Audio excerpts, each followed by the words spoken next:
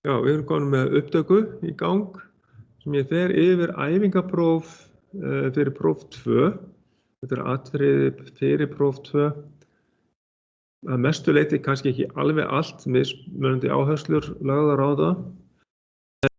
Í byrjun þá er við að taka til grunnhliðin. Það er svolítið mikilvægt að allir kunni táknin fyrir grunnhliðin og kunni að setja upp sannleikatöflurnar fyrir grunnhliðin, notthliðið, andhliðið og orhliðið og kunni að skrifa formúlurnar fyrir öll þessi 3 hlið. Og þá er neitunin, þá gerum við streik fyrir ofan A til dæmis og í formúlunni þá er A not samsem y. Fyrir andvirknina, það er raðtenging og við táknum það með sinnum og þá segjum við A sinnum B samsem y, það er formúlan fyrir raðtenginguna, fyrir andvirknina, en fyrir orvirknina þá er það A plus B.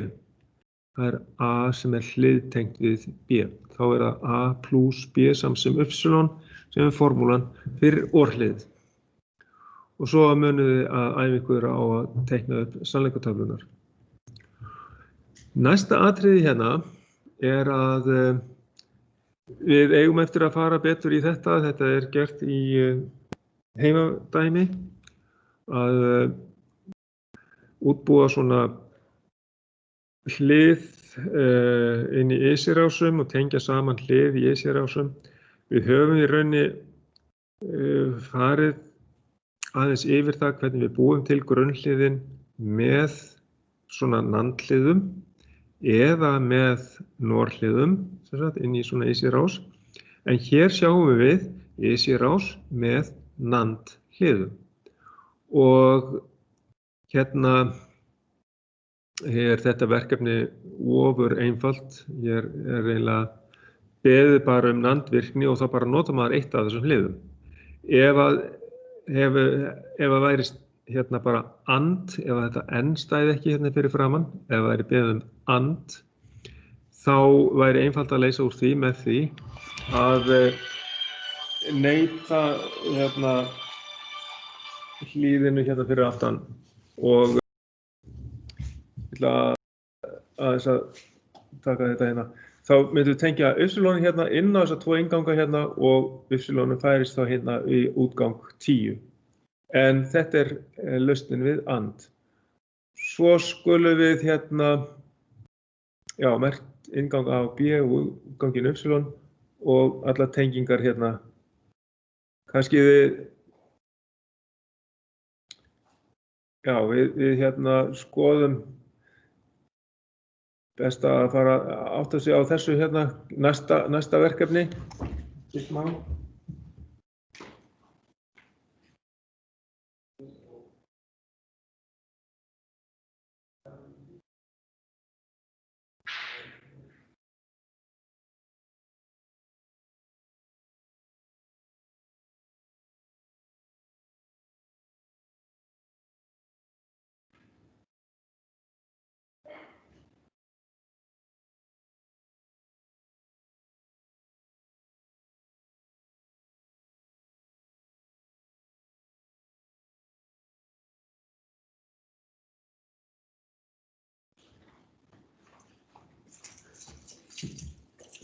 Já, svo að við eigum eftir að fara betur í þessar ysirásir og það allt saman. Þannig að ég kem ekki til með að hafa það í næsta prófi. En hér erum við með að fylla upp í tengiskrá. Það sem er hér og síðan að teikna stigarit samkvæmt þessu segulega stýringu. Og hér er byrjað á stoppprófanum hérna, hann er S1 og hann er normally closed og svo er einhverjum sig startrófarnir og svo er annar startrófi S3, það er S2 og S3, 2 startrófar, þeir eru normally open og síðan markrófar S4, 5, 6 og 7. Þessar markrofar, þeir eru mismunandi. 6 og 7, þeir eru normally closed. Og það þá kemur hérna í skýringunum fram. Svo eru hérna segulrofi K1 til K4 og útgangarnir eru Q1 til Q4. Þetta gæti verið mótorar eða eitthvað slíkt, 1 til 4. Og síðan erum við teiknað hérna stigaritt eftir þessari segulstýringu og það sem við þurfum að passa okkur á, það að við megum ekki setja neitun í stigaritti þar sem við erum með svona markrofa eins og S6 og S7. Við hvað S6 aftur, hann hérna, já. Hann neitaður inn á eintöluna, þannig að hann gefur alltaf merki inn á eintöluna. Þannig að við sjáum hérna S6 og X7. Sjáum I7 hérna, hann ekki með neitun og ekki heldur I6. Þannig að allir normally open, það ekkert mál að setja það inn. Og þeir eru bara óbreyttir, þeir eru bara áfram normally open. En það sem við þurfum að passa okkur á, ef einhvers staðar eru útgangar sem eru með neitun, eins og hérna. Hér K1 með neitun, það snerta úr þessum segulrofa hér. Það verður að vera með stigaritinu líka. Eins tímaliðin, hann verður að vera með neitun hérna. Og já, ég held að sé ekki fleiri.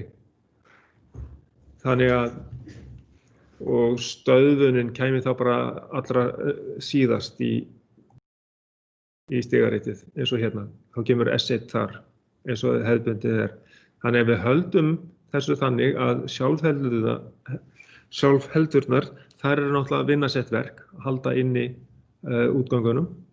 Og við sjáum hér neitanir á tímaliðanum, eins og ég var að nefna, og hér neitun á útgangi Q1 á snertu, það sem að Q1 hérna með snertu. Og það verður að halda sér. En S6 eða I6 og I7, að þar má ekki setja neitanir. Af því að þeir gefa sambandinn á inngangana og þar rjúfa þeir ef að þeir eiga að rjúfa, sko. Og til dæmis svo að ef að þeir eiga að rjúfa hérna sjálfhölduna frá Q4, þá hægt hann bara gefa merkið inn á eintöluna og þá rýfur það hér. Þannig að það eina sem við þurfum að átta okkur á og muna að ef það neitun svona á markrofa, ef það normally closed snerta á markrofa, þá megum við ekki setja neitun á þennan stað í stigaritið. Punktur. Reyna að muna þetta. Sama hér, við erum með segulega stýringu, við breytum í stigarit, þetta mjög svipað. Hér bara gefin tengiskráin. Það sýnt hvað við erum með normally open á öllum markrofunum, þannig að hér enginn vandi með það. Svo þurfum við bara að muna eftir að hér eiga að vera neitanir frá K1 og K2. Og það sjáum við þá á þessu stigariti hér. Að hér erum með Q2, það neitun, og Q1 með neitun hér. Og sjálfheldurnar vinna sitt verk hérna. Og tímaliðin, hann með, já, hann bara með snerti hérna. Og hann heitir K eitthvað í segulstýringunum, en heitir bara í rauninni T hér. Og snertan frá honum við hér. Og svo erum við bara með stöðunina hérna. Hann neitaður. Þannig að hér erum við ekki með, eins og áðan, neitaðan markrofa. Þannig að ef útgangur með neitaða snertu þá halda því, setja þar neitun. Ok, þá það F-liðurinn. Hér höfum við sem sagt mismunandi tölur. Við erum með rauntölur, sem sagt tugabrót, kommutölur sem sagt, það eru kallaðar float, merktar F. Og fyrir heiltölur þá notum við I, það er kallað integer. Og H stendur fyrir hexadesimaltölur, fórum í það í upphafi ennarinnar líka. O stendur fyrir oktal, áttundakerfi. Og þá er talið upp í 7. Það eru 3 bitar í senn. Þannig að það er talað alltaf frá 0 upp í 7 og þá aftur að fara upp í 0 frá 0 upp í 7. Þannig að hér eru við með oktaltölu til dæmis. Það er hvergi neitt sæti hérna með stærri tölu heldur en 7, 5, 6, 5 hérna sko. Og 8 hérna merkir að þetta er oktaltala. Og hexadesimaltölunar þær eru hins vegar með F eða einhverju bókstaf frá A, B, C, D, E, F. Og það er þá þessi tala hér sem inniheldur svona bókstaf og líka neðsta, þar erum við með E inn í tölunni, þá er það hexadesimaltala líka. Og það getur nú kannski verið að ég biðji ykkur að breyta þessu yfir í tugkerfistölu ef að koma fyrir hexadesimaltölur eða oktal. En það gerum við í rauninni bara í reiknivélinni í tölvunni. En við höfum ekki farið mikið í það, þannig að ég er ekki viss að ég gera það núna, kannski í síðasta prófinu. Skoðum það, sjáum til með það. Síðan segir í hvaða stöðu, háu eða lággildu, verður útgangur 11 við 23 gráður á Celsius hita, samkvæmt eftirfarandi. Við förum betur í þetta seinna, en hér er skipun, sem sagt, eða, já, þetta er svona if then else skipun, eða í rauninni aðalega if else skipun. Og þá segir að ef current temperature, mæligildið, er stærri en 25,5 gráður, að þá verður útgangur 11 hár. Og hérna digital right skipunin þá skrifar hún gildi út á útganginn. Það verður þá hátt gildi á útgangi 11. Else if, annars, ef current temperature, mælgildið, er minna en 24,5 gráður, þá sendum við lágt gildi út á pinna 11. Og sem sagt, ef að gildi er 23 gráður, sem er lægra heldur en 24,5, sem sagt, if current temperature er lægra en 24,5, þá er það lágt gildi á pinna 11, þannig að þetta er þá svarið að útgangur 11 verður með lágt gildi. 0 volta spennu eða eitthvað slíkt. Þetta skoðum við líka seinna í sambandi við varandi forritun, C-forritun. Nú, G-liðurinn teiknar stigaritt eftir þessu formúlu hérna, A sinnum B, þetta er raðtenging, það er hérna raðtenging á A og B, útgangur heitir Y, næsta er hliðtenging A plus B og kemur út Y, útgangur, blöndutenging A plus B, hliðtengt A við snertu frá útganginum, A og Y hérna, snerta frá útganginum, þetta er rauninni sjálfhelda, og raðtengt við B, B getur verið stopp þáttur eða stöðunar skilyrði, A er ræsiskilyrði, útgangurinn hérna, Y, og það getur verið sem sagt eitthvað aðeins meira af svona formúlum fyrir það að útbúa stigaritt. Og við erum búin að fara yfir E-liðinn og þá förum við í minnisrásirnar. Við erum með 2 mismunandi minnisrásir sem við höfum farið í gegnum. Við höfum farið með NOR-minnisþátt og NAND-minnisþátt. Byrjum á NOR-minnisþættum hérna. Þar við eigum að geta teiknað þetta upp, sett þessa mynd hérna inn í og þá munum við að hérna, já, hér vantar smá strik sem merkja að þetta Q-útgangur, efri aðalútgangurinn Q, neðri Q0, sem sjá strik hérna fyrir ofan, það neitunin, Q0. Það alltaf eins á öllum minnisþáttum, við reynum að halda því. Þannig að efri hluturinn Q og neðri Q0.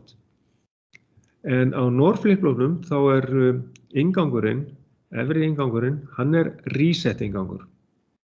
Neðri set. Þannig að munið að setja set og R á réttan stað, S og R á réttan stað. Óskilstaða innganga á NOR-minnisþætti þegar hár á báðum, einn á báðum, bæði set og reset, þá verður staðan á útgangunum 0, lágt gildi á bæði Q og Q0. Ok, skoðum þá næst NAND minnisþáttinn.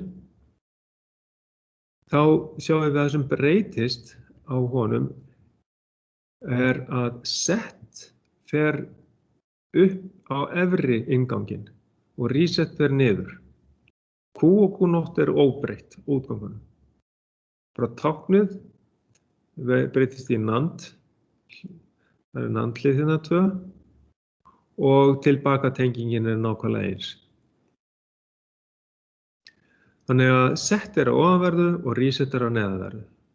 Óskilstaða innganga 0 á bæði set og reset og þá verður hátt gildi á bæði Q og Q0 við óskiljaða stöðu. Ok, þetta þurfum við bara að æfa okkur á.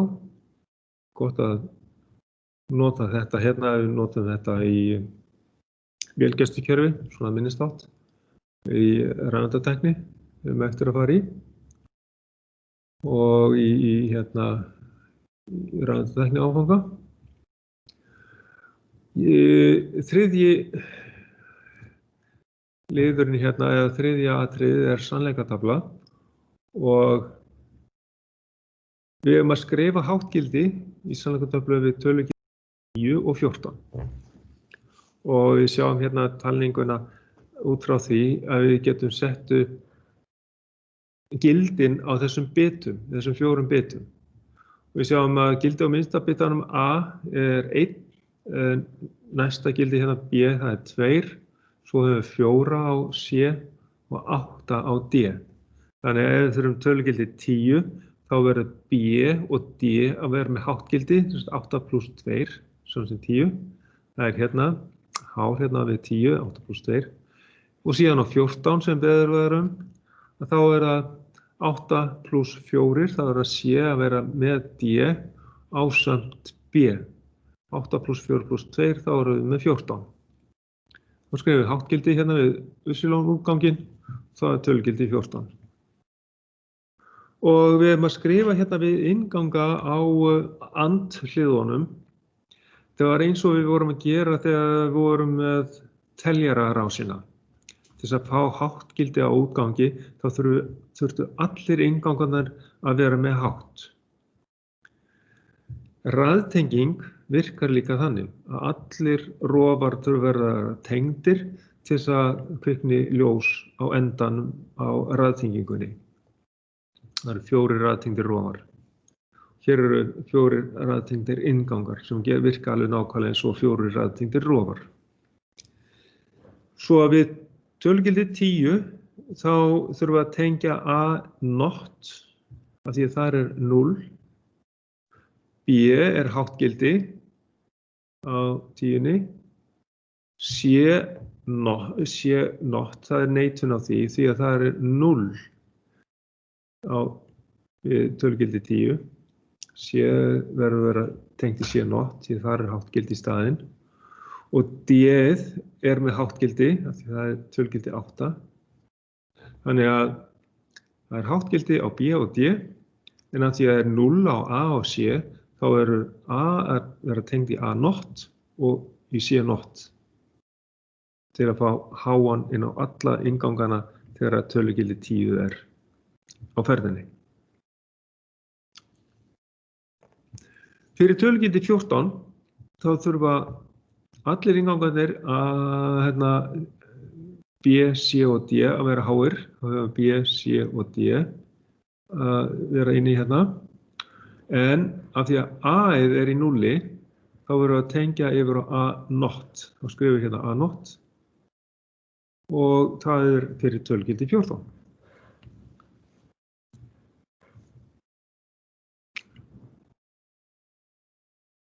Ljómandi. Nokkur spurning varðandi þetta.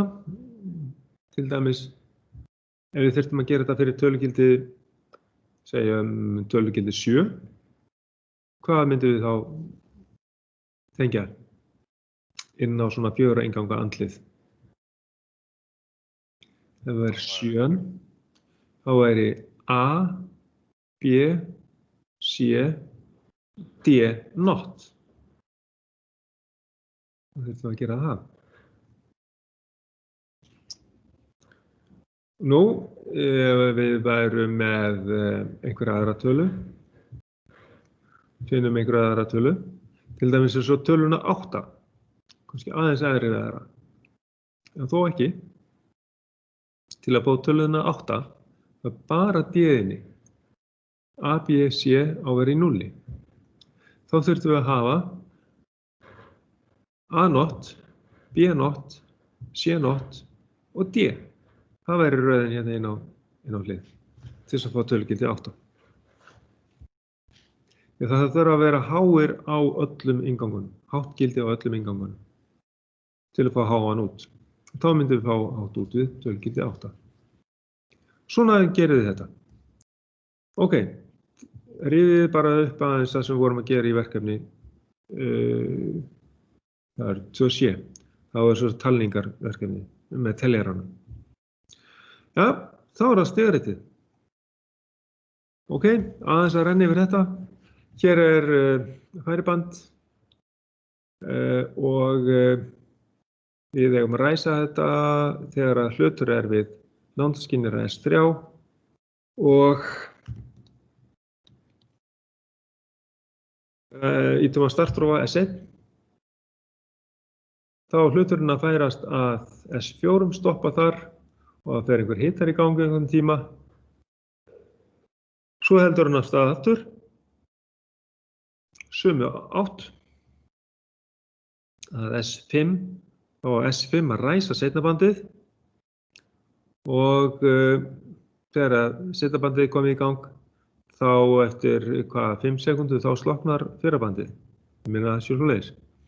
Og svo hérna fellur þetta niður, S6 kemur hérna inn og þegar að hann skynjar S6 að íláttu fullt, það komið svo mikið af hlutum hérna inni, þetta svona fullt, að þá á ekki vera hægt að reisa aftur.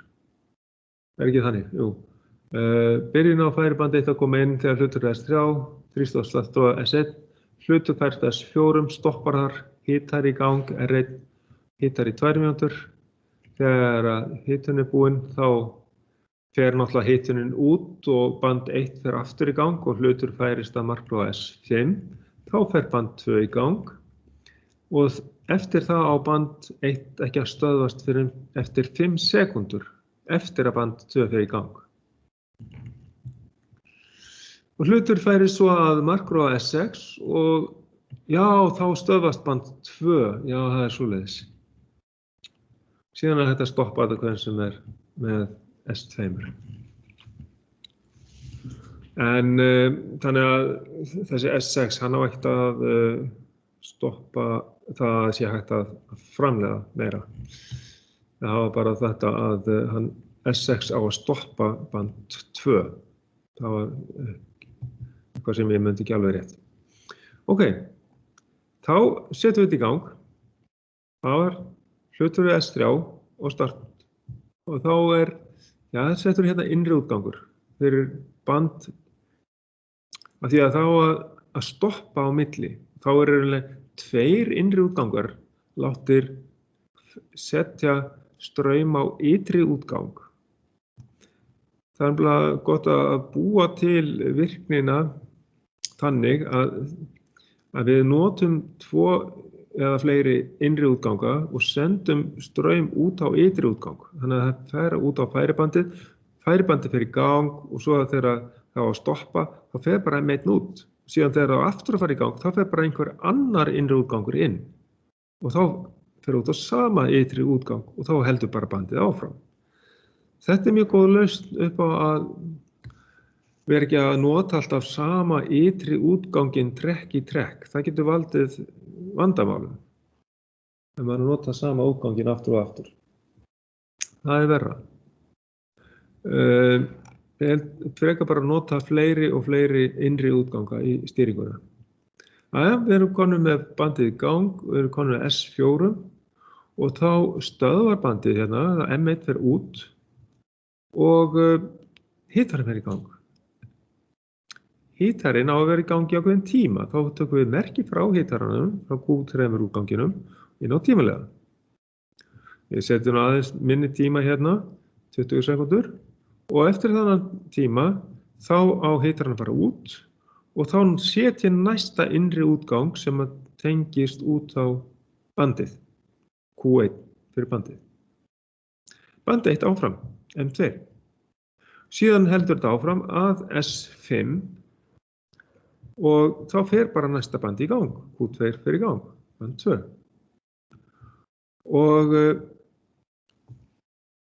þá að gefa stoppmerki á band 1 eftir 5 sekúndur. Hérna stendur 5 sekúndur hérna. Ég gleymdi að setja þetta í komment. Og það er eftir að band 2 komið í gang, þá kemur þetta inn á tímaliða og tímaliðin slekkur svo á band 1 eftir 5 sekúndur. Hérna sjá tíman líka, 5 sekúndur hérna megin. Og lengst til vinstri hérna, það er á snertunni. Og svo heldur bara hluturinn áfram að í 6 eða S6 og þá resetar hann band 2. Og hérna var eins og ég var að sýna ykkur áðan, 2 innri útgangar sem að setja ytri útgangu inn fyrir færibandið. Það fer bara í eina átt, þannig að það er allt eðlilegt. Og svo er bara stopprófið hvernig sem er. Það getur þetta að stoppa hérna band 2 til dæmis hérna fyrst. Takk út hítarann eða færi bandið frá byrjun eða band eftir hitununa. Og þá er þetta komið. Þá erum við búin að fara í gegnum allt þetta æfingapróf og á fimmtudaginn held ég sé tími hjá okkur, þá skulum við skoða hvað er best fyrir okkur að gera, hvort við fáum einhverja aðra æfingu eða hvað gerum við. Þannig að við undirbúum okkur vel fyrir næsta prófi í þessu.